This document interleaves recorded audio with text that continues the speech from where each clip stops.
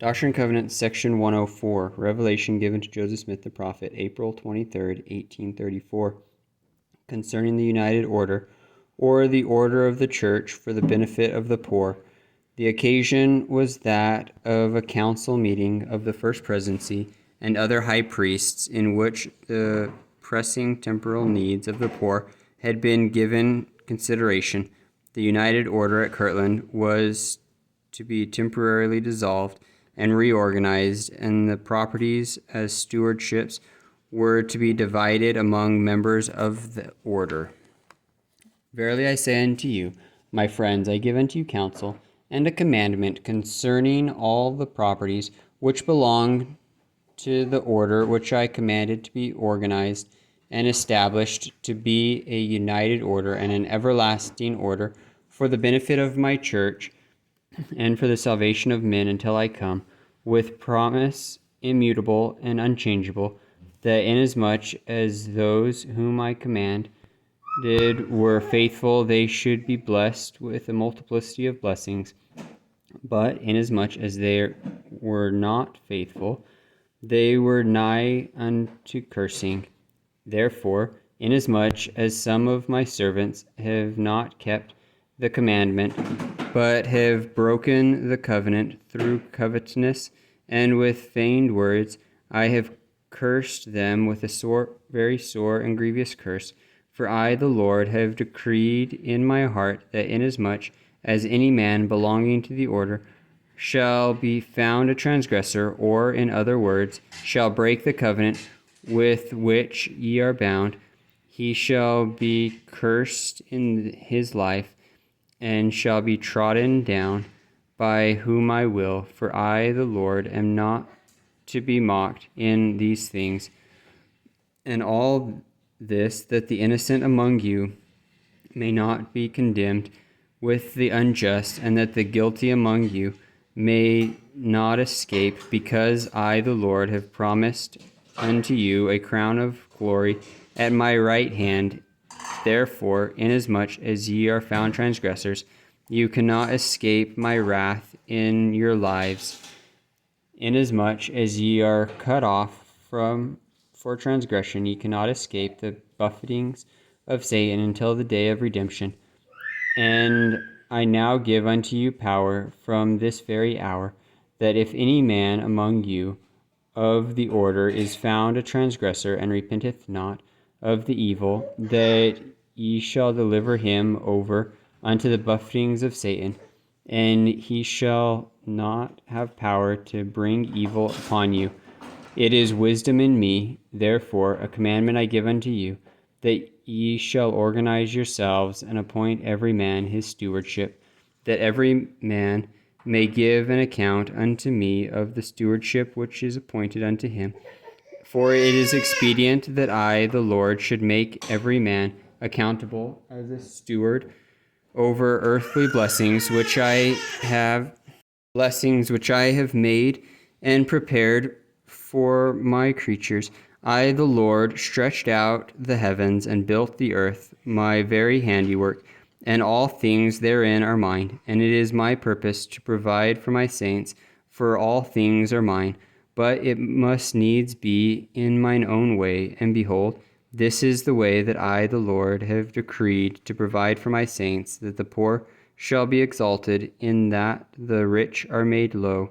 For the earth is full, and there is enough and to spare. Yea, I prepared all things, and have given unto the children of men to be agents unto themselves. Therefore, if any man shall take of the abundance which I have made, and impart not his portion, according to the law of my gospel, unto the poor and the needy, he shall with the wicked lift up his eyes in hell, being in torment. And now verily I say unto you, concerning the properties of the order, let my servant Sidney Rigdon have appointed unto him the place where he now resides, and the lot of the tannery, for his stewardship, for his support, while he is laboring in my vineyard. Yea, even as I will, when I shall command him. And let all things be done according to the counsel of the order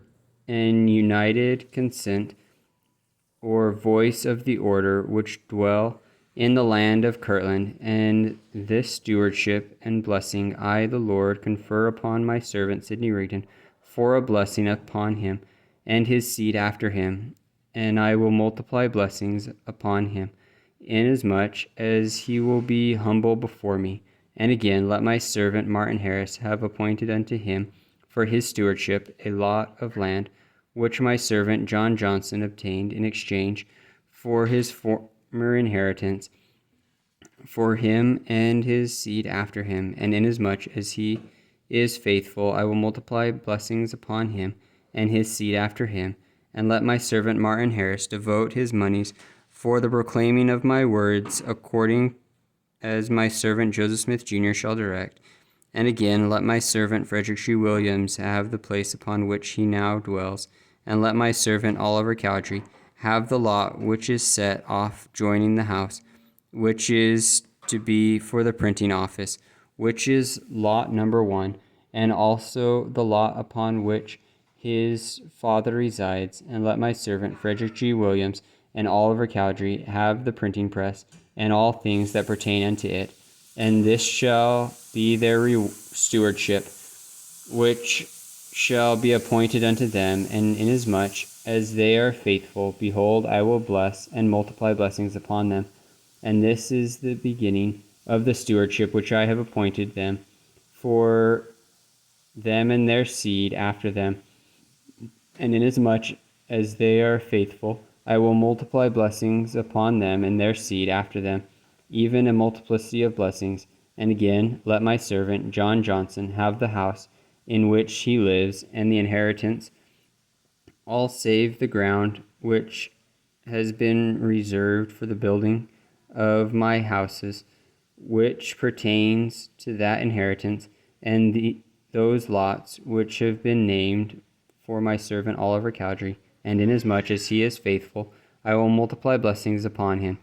And it is my will that he should sell the lots that are laid off for the building up of the city of my saints, inasmuch as it shall be made known to him by the voice of the Spirit, and according to the counsel of the order, and by the voice of the order. And this is the beginning of the stewardship which I have appointed unto him, for a blessing unto him and his seed after him. And inasmuch as he is faithful, I will multiply a multiplicity of blessings upon him. And again, let my servant Newell K. Whitney have appointed unto him the houses and the lots where he now resides, and the lot and building on which the mercantile establishment stands, and also the lot which is on the corner south of the mercantile establishment, and also the lot on which the ashery is situated. And all this I have appointed unto my servant Newell K. Whitney for his stewardship, for a blessing upon him and his seed after him, for the benefit of the mercantile establishment of my order, which I have established for my sake in the land of Kirtland. Yea, verily, this is the stewardship which I have appointed unto my servant Newell K. Whitney, even this whole mercantile establishment, him and his agent and his seed after him. And inasmuch as he is faithful in keeping my commandments, which I have given unto him, I will multiply blessings upon him and his seed after him, even a multiplicity of blessings. And again, let my servant Joseph Smith Jr. have appointed unto him the lot which is laid off for the building of my house, which is 40 rods long and 12 wide, and also the inheritance upon which his father now resides. And this is the beginning of the stewardship which I have appointed unto him, and for a blessing upon him and upon his father. For behold, I have reserved an inheritance for his father and for his support. Therefore he shall be reckoned in the house of my servant Joseph Smith Jr., and I will multiply blessings upon the house of my servant Joseph Smith Jr., inasmuch as he is faithful, even a multiplicity of blessings. And now, a commandment I give unto you concerning Zion, that you shall no longer be bound as a united order to your brethren of Zion, only on this wise. After you are organized, you shall be called the United Order of the Stake of Zion, the city of Kirtland, and your brethren, after they are organized, shall be called the United Order of the City of Zion, and they shall be organized in their own names, and in their own name, and they shall do their business in their own name, and in their own names, and you shall do your business in your own name and in your own names. And this I have commanded to be done for your salvation, and also for their salvation, in consequence of their being driven out of that which is to come, and the covenant being broken through transgression by covetousness and feigned words. Therefore you are dissolved as a united order with your brethren, that you are not bound only up to this hour until unto them, only on this wise, as I said, by loan as shall be agreed by this order and council, as your circumstances will admit, and the voice of the council direct. And again, a commandment I give unto you concerning your stewardship, which I have appointed unto you. Behold, all these properties are mine, or else your faith is vain, and ye are found hypocrites, and the covenants which ye have made unto me are broken. And if the properties are mine, then ye are stewards; otherwise ye are no stewards. But verily I say unto you, I have appointed unto you to be stewards over mine house, even stewards indeed. And for this purpose I have commanded you to organize yourselves, even to print my words, the fullness of my scriptures, the revelations which I have given unto you, and which I shall hereafter from time to time give unto you, for the purpose of building up my church and kingdom on the earth, and to prepare my people for the time when I shall dwell with them, which is nigh at hand. And ye shall prepare for yourselves a place for the treasury, and consecrate it unto my name. And he shall appoint one among you to keep the treasury, and he shall be ordained unto this blessing. And there shall be a seal upon the treasury, and all the sacred things shall be delivered into the treasury. And no man among you shall call it his own, or any part of it, for it shall belong to you all with one accord. And I give it unto you from this very hour. And now see to it that ye go to and make use of the stewardship which I have appointed unto you, exclusive of the sacred things, for the purpose of printing these sacred things, as I have said. And the avails of the sacred things shall be had in the treasury, and a seal shall be upon it, and it shall not be used or taken out of the treasury by any one. Neither shall the seal be loosed, which shall be placed upon it, only by the voice of the order, or by commandment. And thus shall ye preserve the avails of the sacred things in the treasury, for sacred and holy purposes. And this shall be called the sacred treasury of the Lord. And a seal shall be kept upon it, that it may be holy and consecrated unto the Lord. And again, there shall be another treasury prepared, and a treasurer appointed to keep the treasury, and a seal shall be placed upon it. And all monies that you receive in your stewardships by improving upon the properties which I have appointed unto you, in houses and in land, or in cattle, or in all things, save it be the holy and sacred writings, which I have reserved unto myself for holy and sacred purposes, shall be cast into the treasury, as fast as ye receive monies, by hundreds, or by fifties, or by twenties, or by tens, or by fives. Or in other words, if any man among you obtain $5, let him cast them into the treasury. Or if he obtain 10, or 20, or 50, or 100, let him do likewise. And let not any among you say that it is his own, For it shall not be called his, nor any part of it, and there shall not any part of it be used or taken out of the treasury, only by the voice of common consent of the order. And this shall be the voice and common consent of the order, that any man among you say to the treasurer, I have need of this to help me in my stewardship.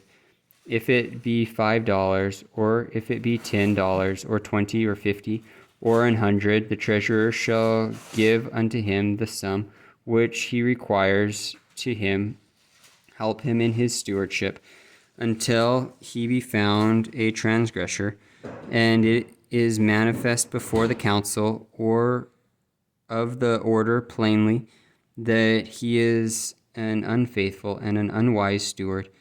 But so long as he is in full fellowship, and is faithful and wise in his stewardship, this shall be his token unto the treasurer, that the treasurer shall not withhold. But in case of transgression, the treasurer shall be subject unto the council and voice of the order. And in case the treasurer is found an unfaithful and an unwise steward, he shall be subject to the council and voice of the order, and shall be removed out of his place, and another shall be appointed in his stead. And again, verily I say unto you, concerning your debts, behold, it is my will that ye shall pay all your debts, and it is my will that you shall humble yourselves before me, and obtain this blessing by your diligence and humility and the prayer of faith.